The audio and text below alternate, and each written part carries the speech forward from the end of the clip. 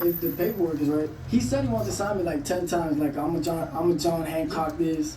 But his signature on it. It seemed like opportunity was falling in these guys' laps at every corner. And while it seemed like they were capitalizing the best they could, it really didn't take long for the cracks to start appearing, not only in their personal life, but also in their careers. Although the two were experiencing a massive amount of success with their viral videos, there were problems surrounding these guys from the beginning. After spending all of their time in juvenile, the two were released and immediately went back to getting in trouble. After being arrested again, the twins' mom kicked them out of her house, leaving the two homeless. They would move in with some friends, one of who was named Ethan, but were also kicked out of that place only 2 days after being there because they stole an Xbox and some checks from one of the guys that lived there.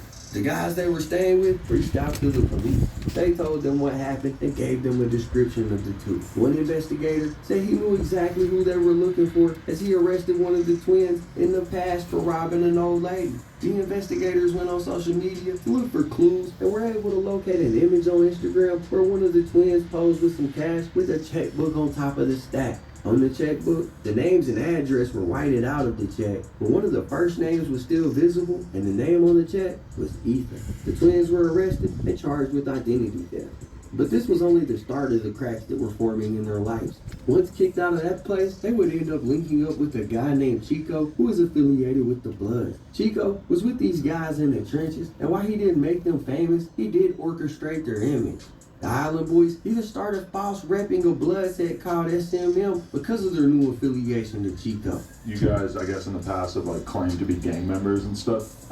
Even before that, but it's got something to do with like, we did some dirt in our city and stuff like that. But like, it's not to everyone. But like, get over it. Like everyone knows each other and stuff like that. But we did some dirt and stuff like that. But were you going around saying you were gang members before you were formally like actually accepted by the gang, or the people who feel like you were false claiming what they're a part of?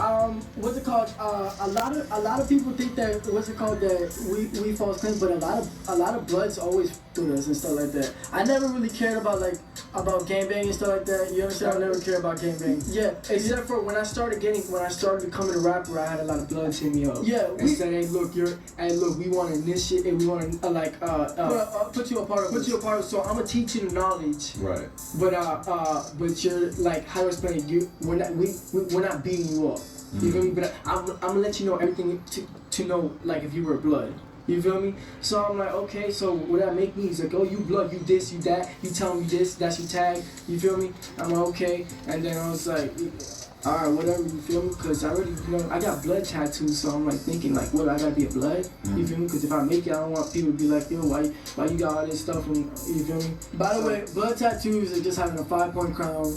Is like if you have a 3-point crown, this is blood related. Yeah. Stars all over me. But really, they could just mean as a star. Like you feel me? But if a gang member thinks you look like a thug, you feel me? Like you're someone like a thug, they're gonna be like, so what is that? And you tell them, you're like, nah, that's not what it is. Are you really a Blood? You feel me? So yeah, you kind of have to watch out what you tattoo. So it sounds like you're kind of like halfway in, where like you acknowledge it's a gang tattoo, but then you also don't really want to have to answer for it. No, but he didn't get a tattoo because it's supposed to be a blood tattoo. I didn't get a tattoo because I wanted to be a Blood. He got stars on his face because stars is like a big 5-point. You know what I mean? Look, I got a star on my nose. I got stars everywhere.